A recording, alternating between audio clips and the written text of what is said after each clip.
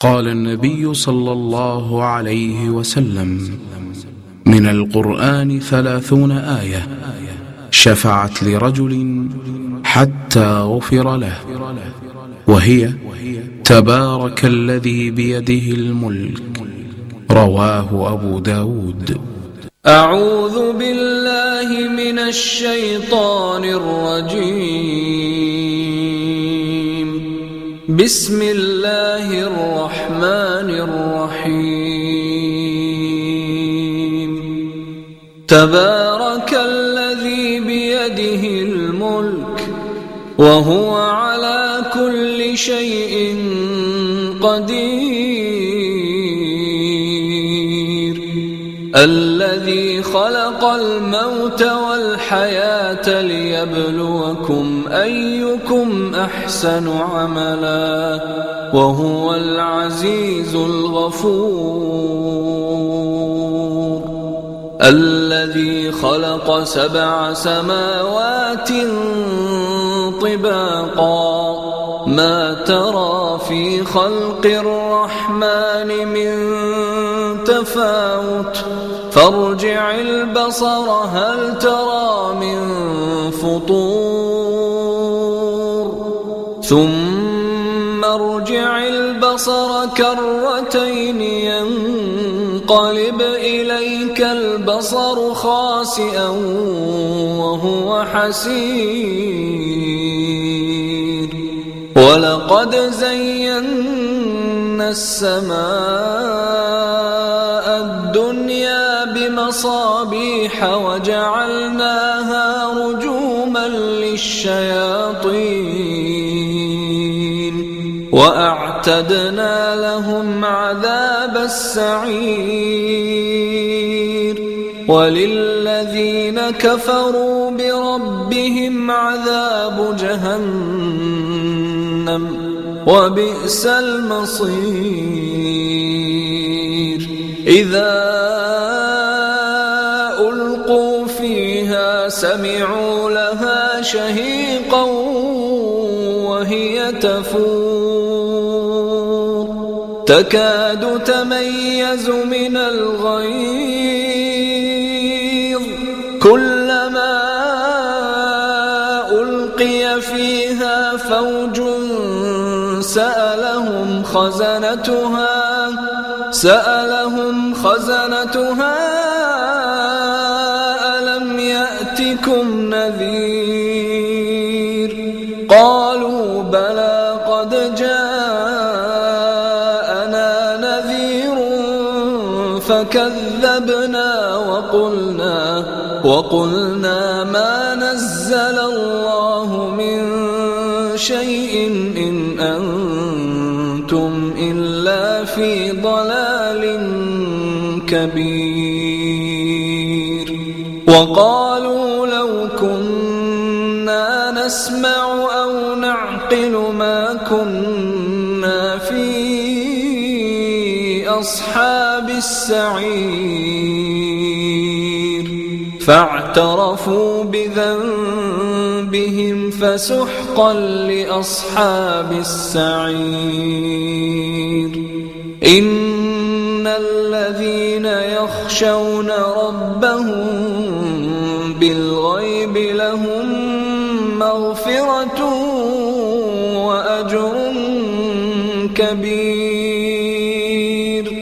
وأسروا قولكم أو اجهروا به إنه عليم بذات الصدور.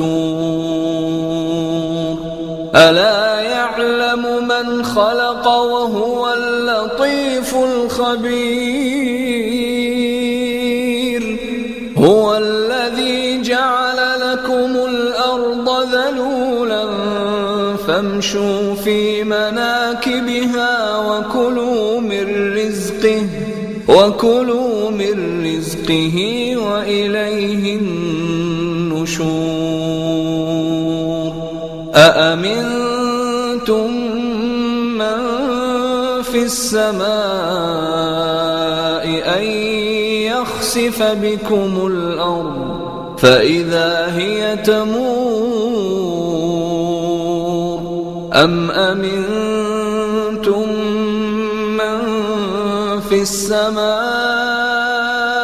أن يرسل عليكم حاصبا فستعلمون كيف نذير ولقد كذب الذين من قبلهم فكيف كان نكير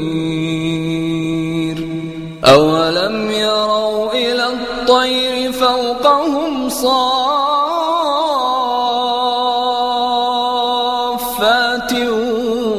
ويقبض ما يمسكهن إلا الرحمن إنه بكل شيء بصير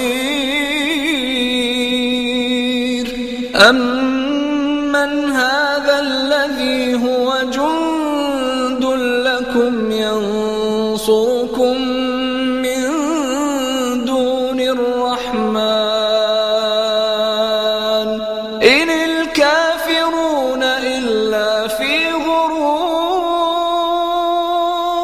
أمن هذا الذي يرزقكم إن أمسك رزقه بل لجوا في عتو ونفور أفمن يمشي مكبا على وجهه أهدى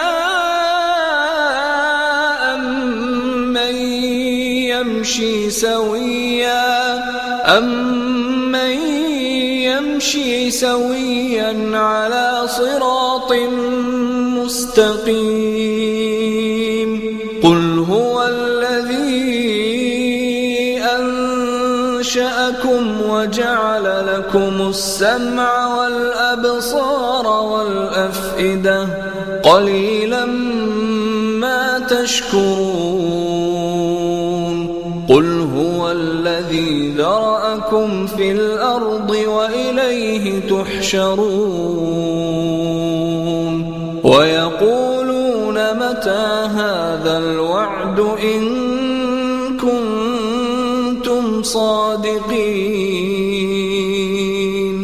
قل إنما العلم عند الله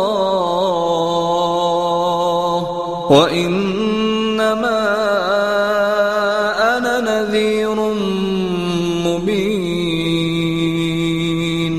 فلما رأوه زلفة سيئت وجوه الذين كفروا وقيل هذا الذي كنتم به تدعون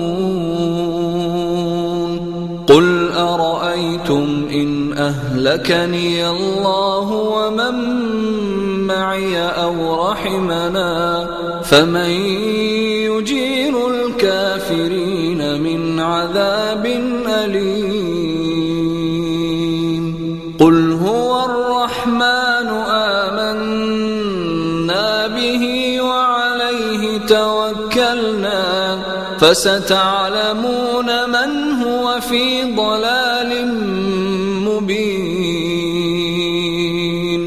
قل أرأيتم إن أصبح ماؤكم غورا فمن يأتيكم بماء